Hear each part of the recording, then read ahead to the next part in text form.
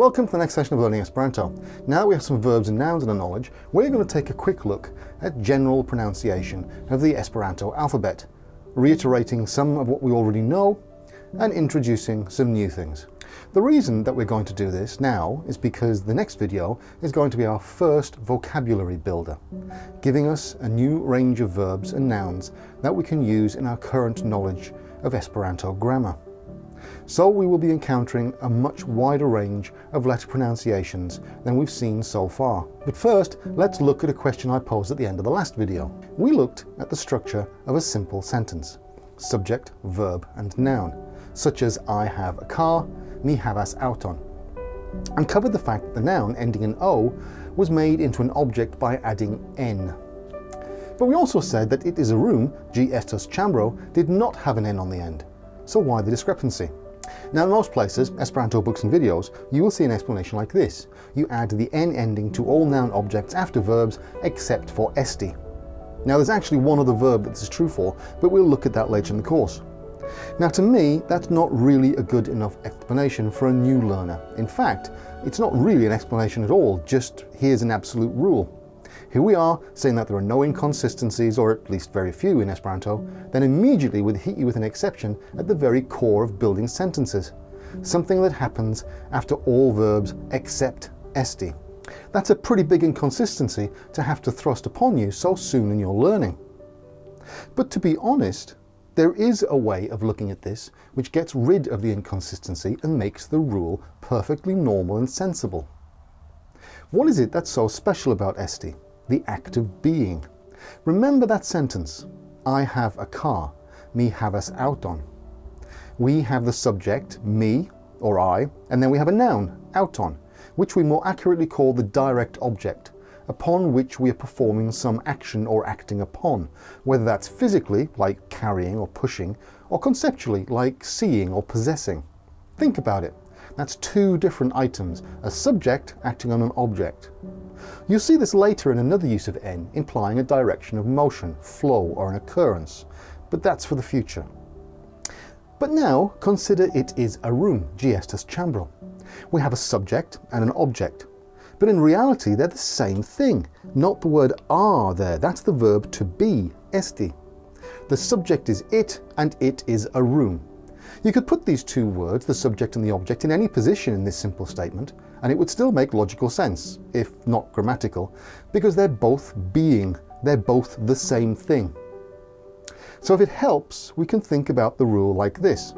We always put N on the direct noun being acted upon by a verb, one that is not also itself the subject. Now it makes a bit more sense. So let's get on to how we pronounce all of the Esperanto letters.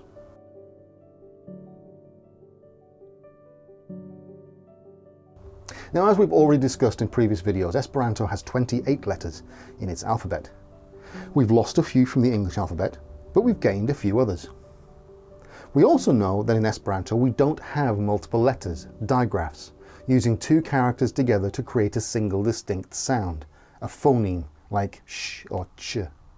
We still have these sounds in Esperanto, but they're directly represented by a single character.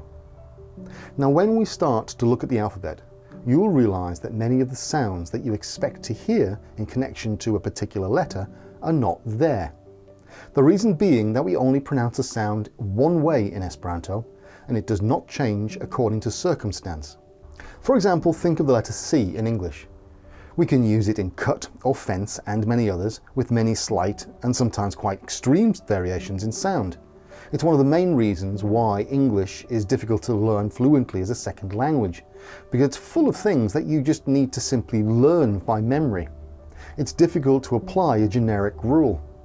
Think about how you pronounce Leicestershire, or even worse, Bicester. Now in Esperanto, each of these sounds is made by the most appropriate letter in the alphabet, which only has one sound. Expect the spelling of some familiar words therefore to change. All of this type of thing we call the language orthography. So let's get started with some example words demonstrating how each character is pronounced. A, father. B, bank. T, mats. Ch, church. D, D, dad. E, met. F, flat. G, get. J, George. H, him. K, lock, as in the Scottish lock. E, me. Y, yet. Z, as in measure. K, cat. L, ill. M, mat. N, nut. O, note. P, post. Rim. S, sing. Sh, shed. T, took. U, boot. O, crow. V, cave. Zoom. There are also a few letters when used together which produce slightly different sounds, but they're still not digraphs. In English, S and H separately, for example, are two different sounds, S, H, but when we pronounce them together, it's sh. We don't say ed, we say shed. In Esperanto, the two letters together are pronounced in a particular way as they actually represent the flow of sound, the best flow of sounds between the first letter and the second. I, date. Oi, boy. Uy, hallelujah. Ow, brown. Uy, Europe. Why we like to keep to Esperanto words most of the time, there are times when it's best to import words from a foreign language, especially when they're real names, but we do change them to Esperanto orthography. For example, Mexico. You can see how the sounds represented by missing characters can be switched perfectly to other characters in the alphabet that give the proper sounds. It's a great way to learn how to spell. We also add those basic affixes where required, for example, O on the end of nouns.